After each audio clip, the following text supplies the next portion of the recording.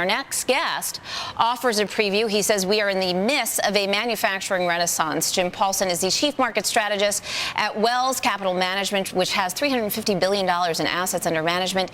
And he joins us now live from Minneapolis. Jim, always a pleasure to have you on. Thanks for joining us on this Monday. But let's talk about this U.S. manufacturing renaissance. It sort of has been a little bit of a stealth renaissance, but you believe that it's really leading the U.S. economy out of a recession and through this recovery.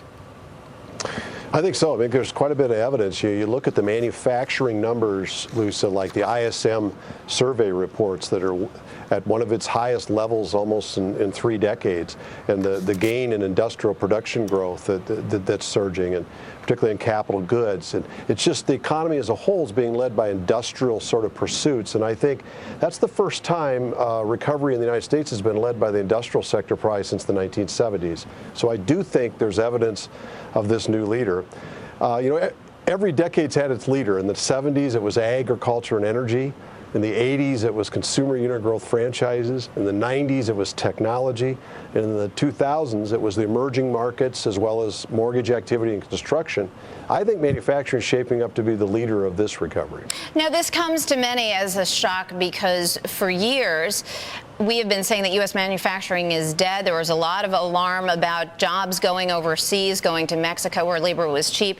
So why is U.S. manufacturing back on the mend?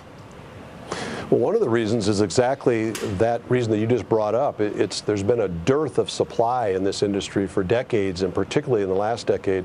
There's been no net real growth to industrial capacity over the last 10 years. Over much of the post-war era, capacity would grow 3 to 4% per annum almost.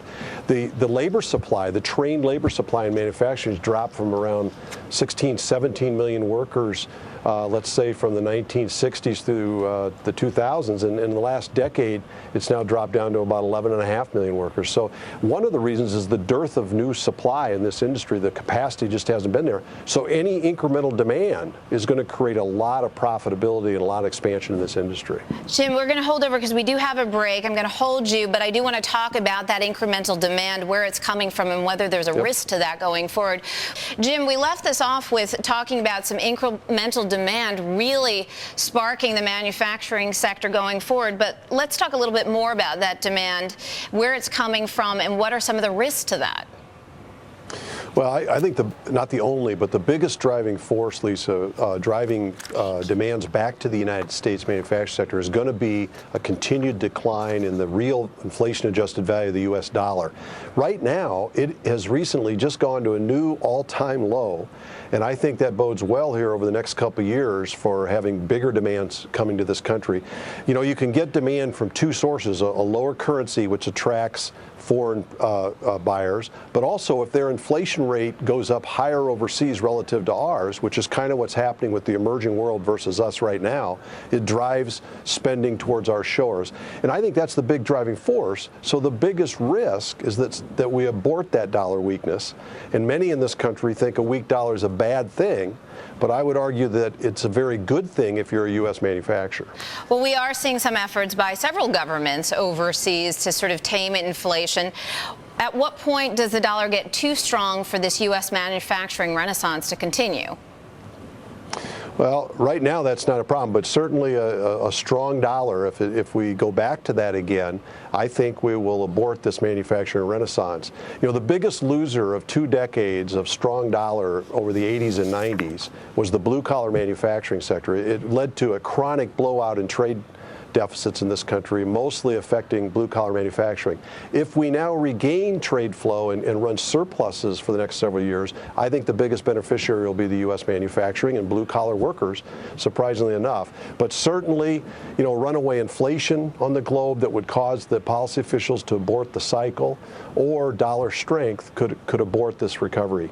Jim, taking this a step forward, should the dollar stay weak and we continue to see manufacturing lead the way through this recovery, at what point do we see this sector start to add jobs? They've lost millions over the last couple of decades. When do we start to see them add those jobs back? It's starting now. If you look in the last several months, we've had positive job creation now in U.S. manufacturing jobs in the last several months, and I think you're going to see that grow.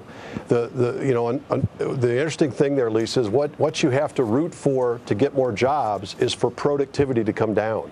I think in some sense the manufacturing sector, like other sectors, have been so productive that they've been stretching their existing workforce as demand grows. I think we're getting to the end of that where productivity is starting to slow down and they're going to be forced into the job market. We are starting to see that, and I'm hopeful and thinking it will increase as this year progresses into next year. All right, Jim, appreciate the insight. U.S. manufacturing renaissance. Jim Paulsen is breaking it down for us of Wells Capital Management.